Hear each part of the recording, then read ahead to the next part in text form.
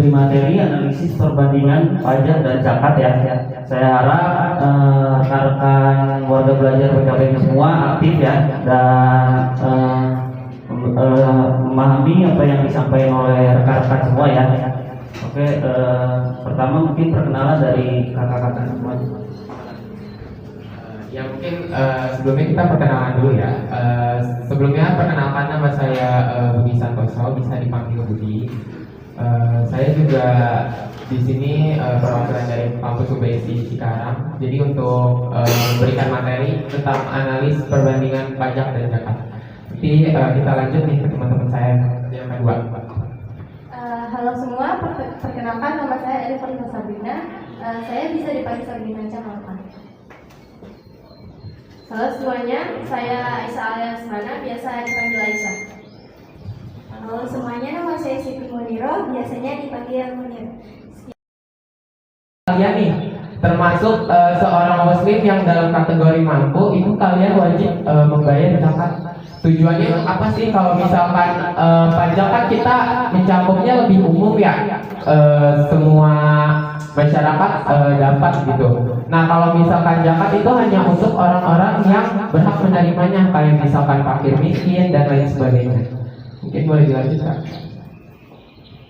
Nah terus kayak ini ada hubungan pajak dan zakat. Mungkin kalian 每一口都是对味蕾的犒赏。 dari agama ya, atau bisa dibilang dari perintah Allah.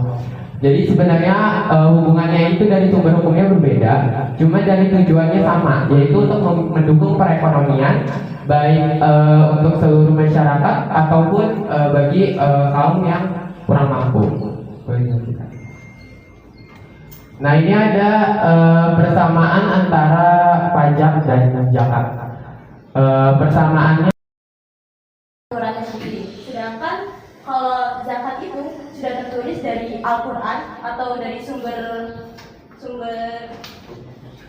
hukum Al-Quran, seperti contoh di surat At-Taubah ayat 130. Kemudian dari segi pelakunya itu kalau pajak itu kan negara, jadi satu negara itu warga yang bernegara yang ada di situ wajib membayar zakat, atau ya kalau zakat kan cuma orang-orang yang warga muslim yang beragama Islam saja.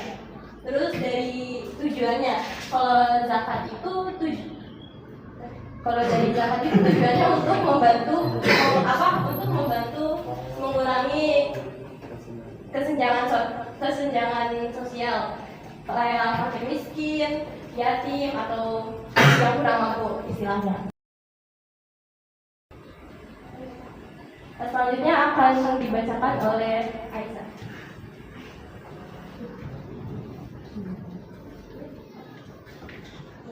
Pajak menurut Ibnu Khaldun.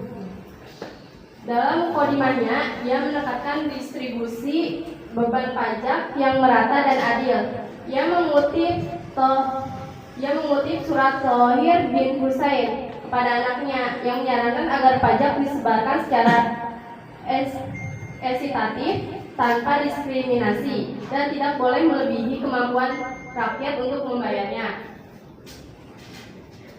Jadi menurut Ibnu, pajak itu harus dibagi secara adil dan merata, tidak boleh pilih kasih, tidak boleh terlalu tinggi, harus sesuai dengan kemampuan masyarakatnya.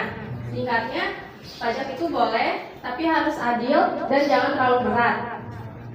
Contohnya, misal di suatu desa semua orang diminta bayar pajak nih. Yang kaya bayar 100.000, yang menengah bayar 30, yang miskin hanya bayar 5.000 atau bahkan tidak bayar. Ini adil menurut Ibnu karena sesuai dengan kemampuan masing-masing. Selanjutnya akan dilanjutkan lagi.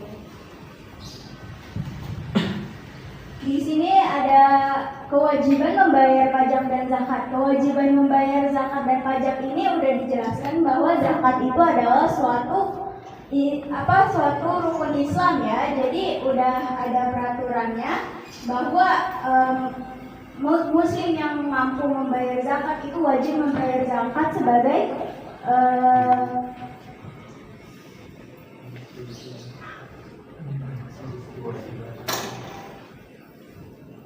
sebagai amalan terhadap sesama muslim.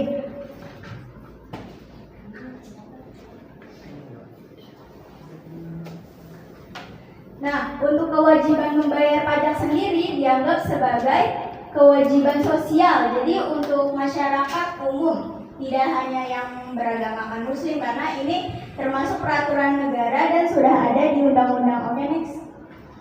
Udah.